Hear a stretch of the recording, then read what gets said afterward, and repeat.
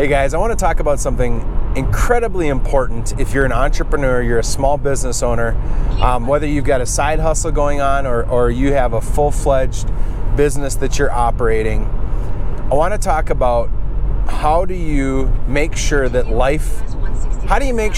you don't get rich and lose everything. Now you'll see I don't look real good.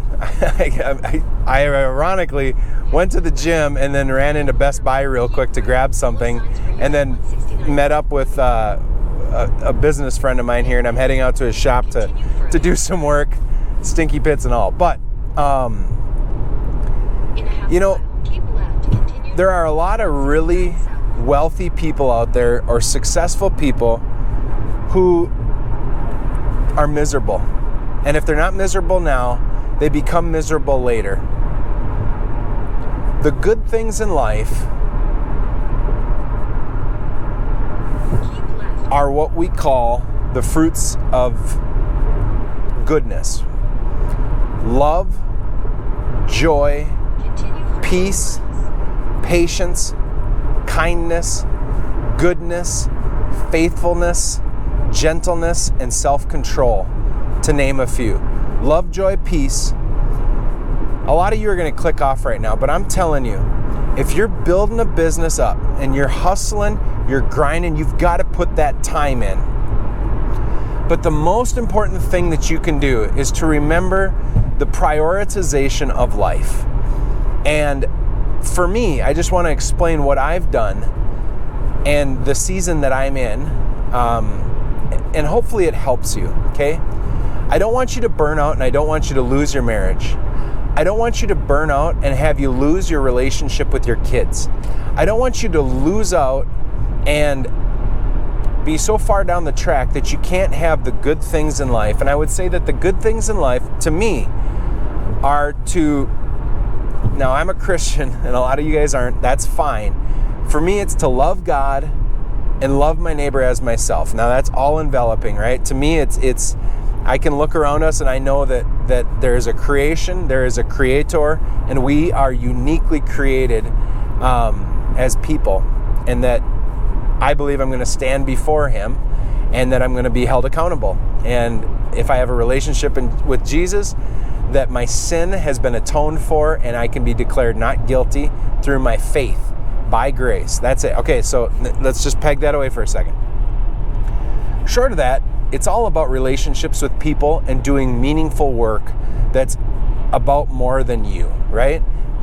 You don't need me to tell you that, but trust me, if you build up a business that does nothing but serve your bottom line, you're going to struggle.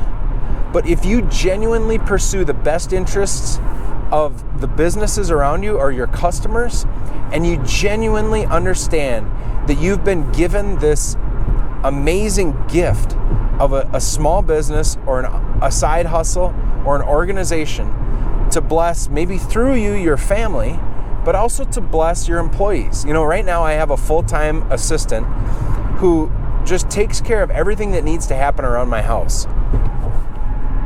It's expensive, but I know that this business has been given to me and I am a steward of it, and that part of this is I get to provide a living for somebody else. Now, that's just one right now. I've got my own little side hustle. Before that, if you have employees, if you can help unleash them to pursue their best interests, which means giving them margin in life, which means helping them have meaningful work that they care about, which ultimately you're all about lifting them up in the process of pursuing the best interest of your customers. The best interest of your customers and the best interest of your employees and your best interests need to be aligned. And the way you do that is you do the hard work of defining a great mission, something that you're setting out to do different than everybody else, a purpose, which is the why behind what you do, the values that you will live out as people and individuals within your organization as a team and to your customers, and then finally the beliefs that you hold, whether it's beliefs about people, beliefs about God if you're a nonprofit, beliefs about reality, whatever that is. But beliefs and values are who you are while you do it. Your purpose is why you do it. Your mission is what you do. And then you have your strategies. And for strategies, I always recommend looking at Jim Collins' hedgehog concept, and the idea is that you only execute on strategies that can drive your economic engine, that you can be passionate about, and something you can be best at. In the middle there, you and your team can be best at it. It gets you up in the morning and gets you motivated, and it can drive your economic engine. Being focused on only those things, to be great at only those things rather than be good at a whole bunch of different things, will help you to build a business that's focused, has banks on the river, right?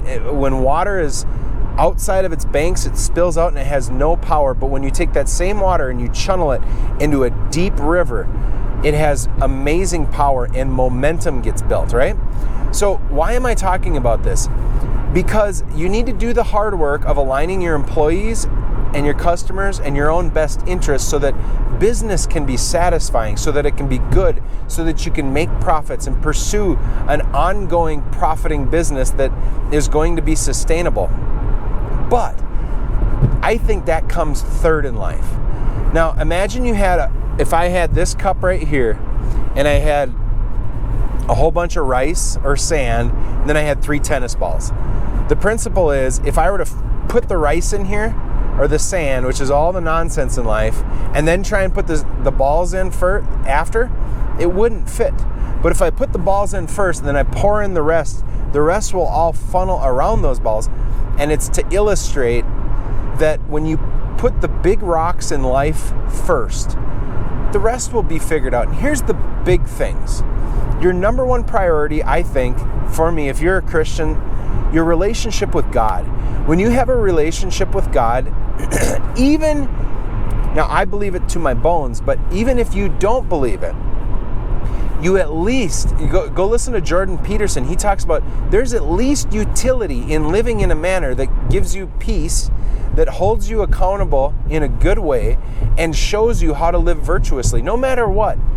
Even if you don't believe it, I think you should pursue it and figure it out. I think if you test it, it's far more believable than any alternative. But relationship with God is number one. You have to spend time praying. You have to spend time reading from His Word. But after that, your relationship with your wife or your husband is number 2. Okay? God, your spouse, and then your children. Now, this is not easy because being married is incredibly difficult. But whatever you do, remember that we've been taught that mutual submission and dying to your own rights is what will cause a marriage to flourish. But if you don't spend time with each other, it becomes incredibly hard to function. So prioritizing your relationship with your spouse is going to help you to have peace in life. It's going to bring companionship, friendship, romance. But it's hard. It's hard when you're hustling, and it's really hard because when you're an entrepreneur, it's very easy to let your life get consumed by your business. Because it's your own deal, man, I'm telling you, it switches on for me at night, in the morning, in the afternoon, all times of the day. If I let my business control me, it genuinely consumes my thinking. And when I have a desire, my desire is to focus on my business and work on something or try something or do something or plan something. If anybody gets in the way of that desire, I'm short-tempered, I'm angrier, I'm not peaceful, I'm not loving, I am easily angered, and I'm not kind. Okay? So what you have to do is you have to learn how to shut it off and put your priority back on your spouse and just spend time with each other.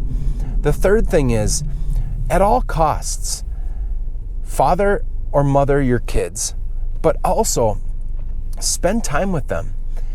Everybody that dies or is on their deathbed looks back and says, I wish I would have spent more time with my kids. Everybody.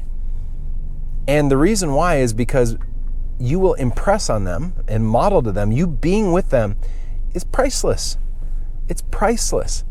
In society right now, we get way too quick to pursue money on one side at the expense of the time with our children and our families. Don't do that. You're not going to have a good life. You're going to wreck your life. Spend time with your kids. Your kids are amazing. They're gifts to you, and they can bring so much joy. But neglecting them and pursuing high profits on one side at the cost of the priceless thing, which is your time with your kids and time with your spouse, is unwise, and I don't recommend it.